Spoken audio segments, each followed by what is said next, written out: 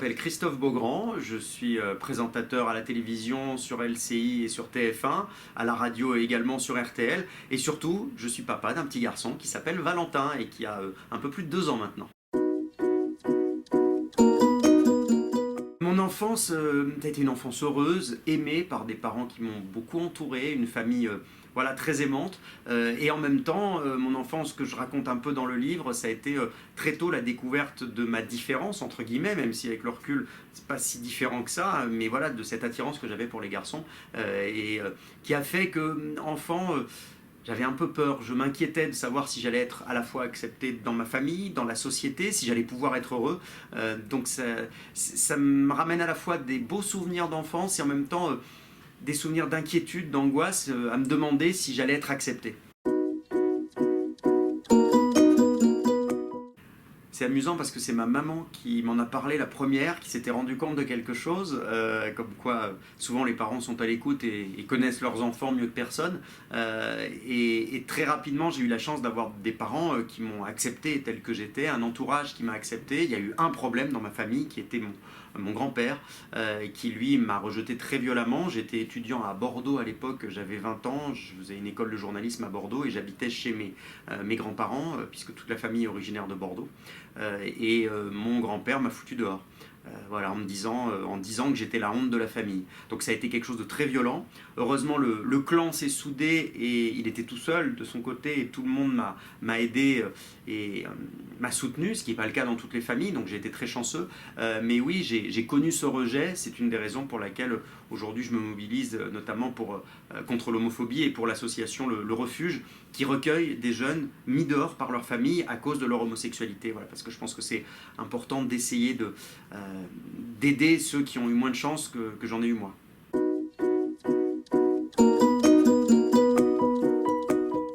Quand on annonce son homosexualité dans une famille, quand ça commence à se savoir, forcément les gens sont perturbés. Ça vient bouleverser ce qu'ils avaient prévu pour vous. Ce que ma maman a dit à un moment donné, elle avait dit cette phrase « il ne faut pas sortir du droit chemin », comme s'il y avait un droit chemin. Et puis elle est revenue en arrière après, elle m'a accepté tel que j'étais. Mais la première impression, évidemment, c'est difficile. C'est difficile d'accepter la différence. Et puis il y a aussi cette peur pour son enfant, qu'il subisse des choses difficiles dans sa vie, qu'il subisse le rejet.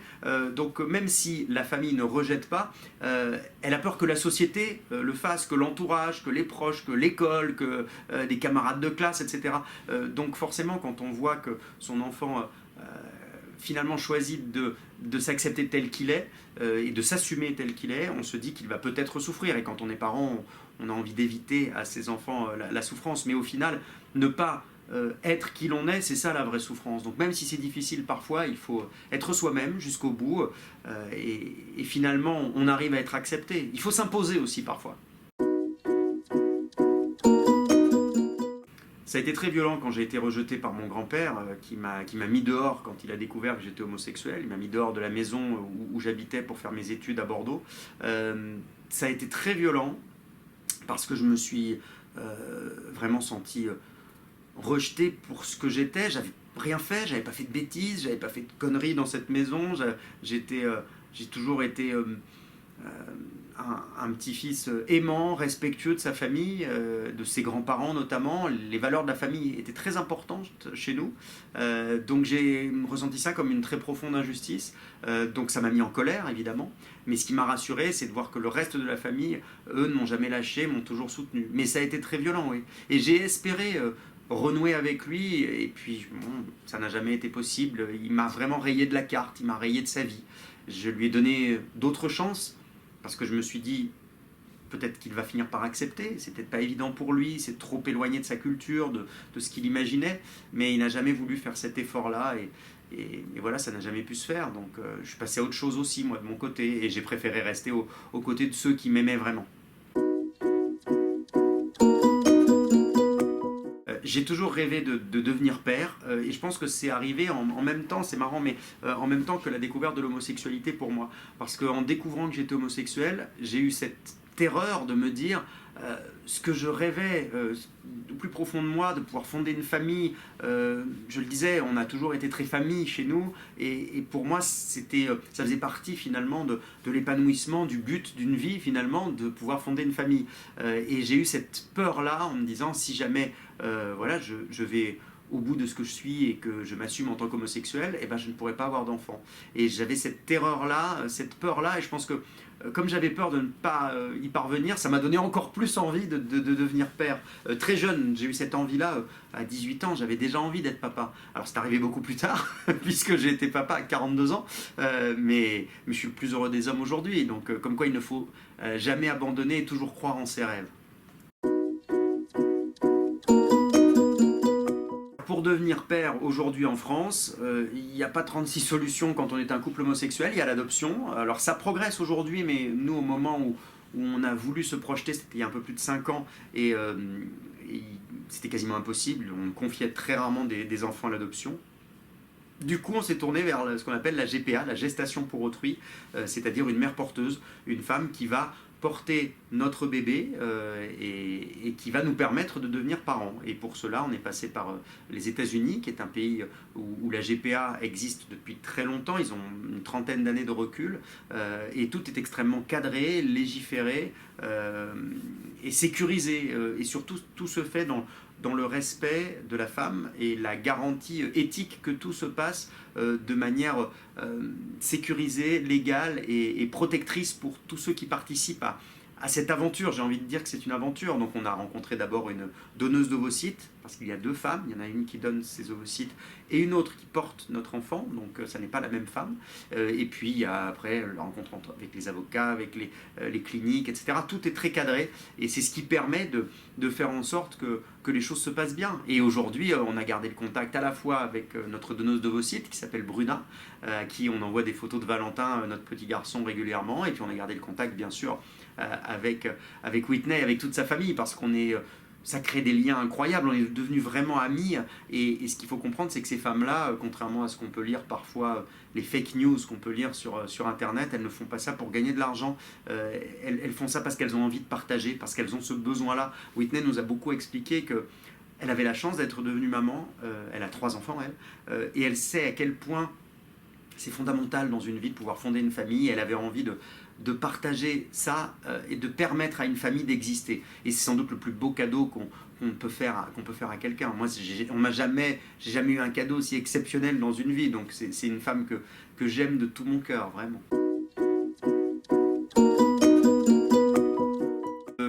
On a choisi de se lancer dans ce parcours de GPA aux États-Unis parce qu'il faut savoir qu'il y a assez peu de pays de toute façon qui propose la gestation pour autrui pour des couples homosexuels.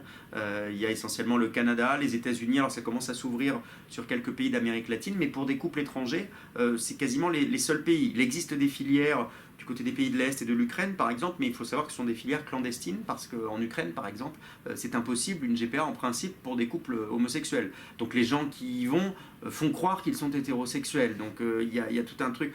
Si jamais vous voulez vraiment avoir un cadre légal et respectueux, il n'y a pas 36 solutions. Donc c'est grosso modo ou les États-Unis ou le Canada. Au moment où en tout cas on a fait nos demandes, j'ai des exemples qui me viennent de Colombie où pareil que les choses se font très bien en Colombie, mais pas à l'époque où nous on s'était lancé. Donc oui, c'était très important pour nous que les choses se fassent dans le respect, parce qu'à un moment donné, même si on a un rêve, on ne peut pas utiliser la misère humaine. Moi j'ai entendu parler d'histoires terribles en Ukraine notamment, où il y avait une jeune fille qui avait 25 ans, qui en était à sa 5e grossesse et qui faisait vivre toute sa famille comme ça. Ça c'est intolérable pour moi et je suis le premier à le dénoncer, et je pense qu'il faut regarder les choses en face. Il y a des gens qui ont un désir d'enfant, qu'ils soient hétérosexuels ou homosexuels. Je rappelle que 70% des GPA réalisés dans le monde sont pour des couples hétérosexuels dont les femmes sont stériles, donc c'est pas un truc d'homo, entre guillemets, mais entre guillemets, la fin ne justifie pas les moyens. On ne peut pas utiliser tous les moyens pour devenir parent. Il faut que les choses se fassent dans le respect. J'aurais pas été capable de regarder mon fils dans les yeux et de me regarder dans le miroir si j'avais à un seul moment utilisé une femme qui était dans la détresse.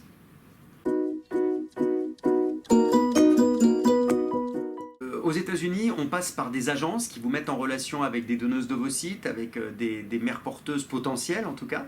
Et nous, on a discuté avec 5 femmes au total et dont Whitney. Et elle avait discuté avec 4 autres couples et on a eu un coup de foudre amical commun. On a eu vraiment, il s'est passé quelque chose de l'ordre du coup de foudre. On était en discussion par Skype évidemment parce qu'avec la distance, nous on était en France et elle habite du côté de Las Vegas, à 30 km de Las Vegas. Et quand on s'est parlé, on a tout de suite senti qu'on était sur la même longueur d'onde et qu'on avait envie de partager ce projet ensemble. Et ça a été très émouvant. Je me rappelle vraiment très bien de ce jour où on a discuté avec Whitney. On était par Skype le soir, on avait essayé de bien s'apprêter pour faire bonne impression.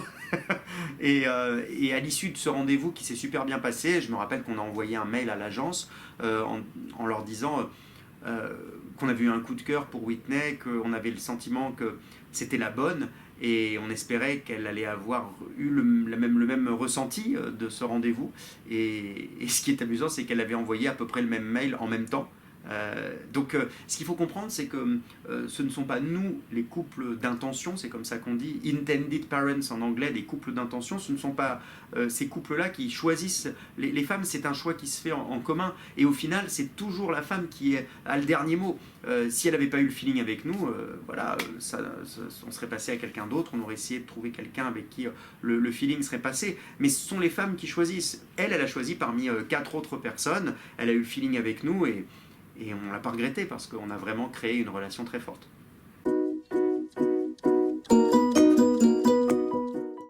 On a eu un contact très fort avec Whitney, une relation très forte tout au long de la grossesse. D'abord parce qu'avec son mari Jacob, ils ont filmé chaque instant important. Le jour du transfert d'embryon, Jacob a filmé ce qui se passait. Il nous envoyait des messages régulièrement, nous aussi. Et on a créé comme ça une relation à distance pendant que son ventre s'arrondissait au fur et à mesure des semaines. Elle nous envoyait des photos d'elle de profil où on voyait le ventre de plus en plus rond.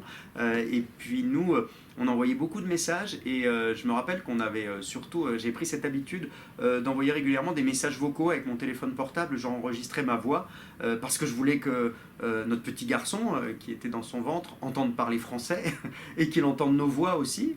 Et régulièrement, et on est allé une fois aux États-Unis pendant la grossesse au moment des 5 mois, et on avait amené un livre avec des comptines en français. Et je me rappelle que Whitney nous a envoyé des vidéos ensuite où elle faisait écouter la chanson en mettant le livre comme ça sur son ventre, et que ça lui faisait des réactions. Il tapait des pieds ou des mains et on voyait le ventre qui bougeait comme ça. Et ce qui est rigolo, il y a une des chansons qu'on lui faisait écouter comme ça dans ce petit livre, qui est une des chansons qu'il écoute toujours aujourd'hui à 2 ans. Donc je pense que la mémoire à l'intérieur du ventre, c'est quelque chose qui est important aussi. Et je sais que c'est ce que nous disait Whitney pendant la grossesse, tout au long de ces mois. On lui disait de temps en temps, mais t'es sûr que ça va aller pour toi quand tu devras te séparer du bébé, ça sera pas trop difficile. Et elle nous disait toujours, rassurez-vous les garçons, et c'est ce que je dis à votre bébé tout le temps, moi je suis là pour le faire grandir, j'ai une mission, mais c'est vous les parents, c'est pour vous. Moi je serai la plus heureuse quand je vous verrai avec Valentin dans les bras. C'est ce qu'elle nous a dit, et c'est pour ça que le jour de la naissance, c'était un moment magique où on était tous réunis, et c'était vraiment l'aboutissement de quelque chose de très fort. Il y a eu beaucoup de stress le jour de la naissance de Valentin parce qu'en fait, il est né avec 3 semaines et demie d'avance. Nous, on n'était pas encore aux États-Unis, donc on a eu un coup de fil de Whitney un soir qui nous a dit je sors, enfin elle c'était le matin, mais avec le décalage horaire, nous c'était plutôt le soir, c'était le début d'après-midi et nous il était presque minuit, et elle nous a dit je sors d'un rendez-vous chez mon médecin, il faut que vous veniez parce que ça va pas tarder. Donc là, nous, j'ai regardé sur internet des billets d'avion. C'était un mardi soir. J'ai trouvé un billet pour le jeudi matin. Donc on a tout lâché. J'ai appelé le boulot en disant, écoutez, je peux pas venir parce que je vais devenir papa là. Donc je suis pas là. Je suis désolé, je pars. On a fait nos valises vite fait comme ça à l'arrache. Et puis on est parti aux États-Unis en croisant les doigts. Il n'y avait pas le wifi dans l'avion, donc j'avais pas de nouvelles. On espérait que Valentin ne naisse pas avant qu'on arrive.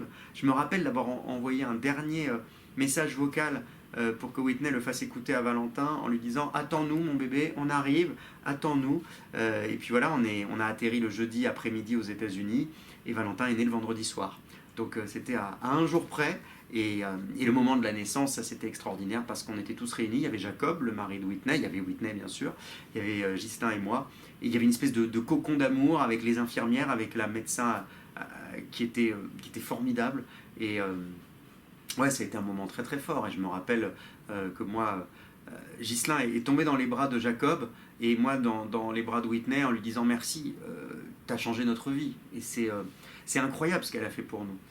Cette générosité-là, c'est pour ça que quand je lis des gens dire qu'on a arraché un enfant des bras d'une mère, qu'on a acheté un enfant, c'est tellement à des millions de kilomètres de l'histoire d'amour qu'on a vécu nous, que ça me fait à la fois de la peine et ça me met en colère.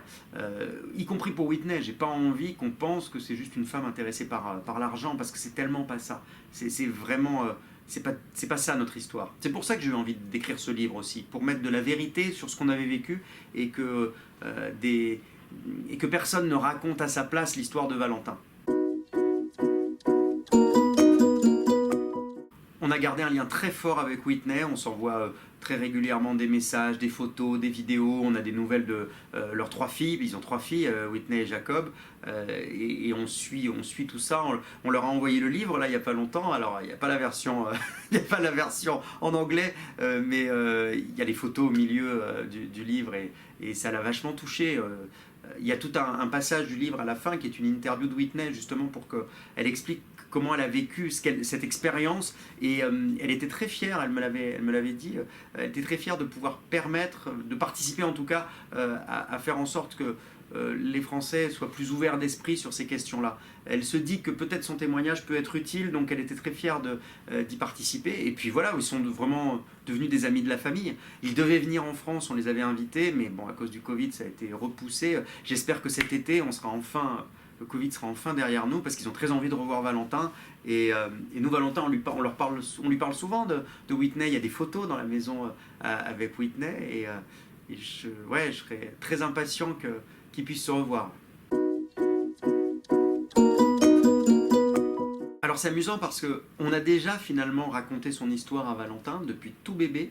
Alors je ne sais pas s'il est en mesure de comprendre. Il y a beaucoup de pédopsychiatres qui disent que oui, les enfants comprennent tout, même quand on a l'impression qu'ils ne maîtrisent pas encore les mots, ils comprennent. Mais on va lui expliquer comme on a expliqué à notre entourage, de manière toute simple. Valentin, il a ses 2 parents, il a ses 2 papas. Sauf que évidemment 2 hommes ne peuvent pas faire un bébé, donc il y a 2 femmes qui nous ont aidés à devenir parents et qui l'ont aidé à venir sur Terre. Il est né non pas de l'abandon de qui que ce soit, mais au contraire du don que 2 femmes ont fait pour aider une famille à exister. Et du coup, ces 2 femmes, il y a des photos, il y a une existence, il y a leur prénom, il pourra rentrer en contact avec elles. Et surtout, on va les présenter un peu comme ces bonnes fées en fait, qui se sont penchées sur son berceau. À aucun moment ce ne sont ses mamans. C'est pour ça que en anglais il y a le mot surrogate pour dire mère porteuse. C'est pour ça que j'essaye d'éviter, alors je l'ai dit plusieurs fois dans l'interview, mais c'est plutôt une femme porteuse, mais je trouve que la formule n'est pas très belle. Mais c'est vrai qu'en France on dit mère porteuse, mais en aucun cas ces femmes-là ne sont des mères. Notre petit garçon, il avait ses parents. Il se trouve que notre famille, elle est pas tout à fait comme les autres familles, parce qu'il y a 2 papas et pas un papa et une maman. Mais au final, il y a de l'amour et c'est le principal. Et rien ne lui sera caché, son histoire, il va la connaître de A à Z. Et dès lors qu'un enfant sait tout, en tout cas ce qui est sûr, c'est qu'il saura, et il lira le livre quand il sera en âge de pouvoir comprendre et de pouvoir lire le livre, il saura qu'il est né surtout de l'amour de 2 personnes qui avaient plus que tout envie de fonder une famille. Avec ce livre, j'ai voulu expliquer ce qu'on avait vécu, parce qu'il y a vraiment toute une caricature, notamment par des associations comme la Manif pour tous. Il y a toute une caricature qui est faite et nos histoires, les histoires qu'on a vécues, on est nombreux, hein, mine de rien, il y a à peu près 300 enfants qui naissent de GPA par an. Alors c'est pas énorme au vu de tous les enfants qui naissent, mais enfin ça fait quand même du monde. Et tous ces enfants-là, ils méritent le respect. Et salir leur histoire en expliquant des choses fausses, en disant que leurs parents ont été des esclavagistes ou ce genre de choses, ont volé des enfants ou acheté des enfants, ce genre de choses. Voilà, ces histoires-là, j'avais vraiment envie de mettre un peu de vérité dans tout ça. Et puis de montrer à tout un tas de gens que c'était possible, que oui, on peut être un couple de garçons, on peut se marier aujourd'hui, on peut rêver de fonder une famille, on peut adopter des enfants. J'ai fait plusieurs coups de gueule et visiblement les choses commencent à avancer. Et de plus en plus, les conseils de famille confient des enfants à des couples homo. Et puis si on ne peut pas, il existe la GPA. Ça n'est pas légal en France, mais il n'est absolument pas illégal d'avoir recours à la GPA aux États-Unis, au Canada, dans des pays où c'est encadré. Et c'est vrai que je pense qu'il serait temps que les politiques prennent conscience que ces enfants-là existent. Et alors, je ne dis pas qu'il faut en faire un débat pendant la présidentielle, parce que je pense que vu la tension générale avec des candidats qui ont tendance à attaquer de manière assez violente, je pense que ce ne serait pas une bonne idée. Mais un jour, il va bien falloir que la France se penche sur ces questions-là, parce que ces enfants, ils existent, ce désir d'enfant, il existe. Il va bien falloir trouver des solutions. Mais en tout cas, ce qui est sûr, en tout cas c'est une proposition que je fais moi, je pense qu'il faudrait dans un premier temps au moins désigner des pays partenaires avec lesquels on sait que les choses se font dans de bonnes conditions. Je le citais, les États-Unis, le Canada, on m'a dit la Colombie, j'ai pas encore trop d'informations, mais on m'a dit qu'a priori en Colombie et au Mexique les choses se faisaient vraiment dans le respect, et puis qu'on rende vraiment beaucoup plus inaccessible des filières qui ne respectent pas les femmes, parce que c'est ma principale préoccupation, parce que non, on ne peut pas avoir un enfant à tout prix, c'est pas ça l'idée. En tout cas, merci pour votre témoignage, Christophe. Avec grand plaisir, Eka.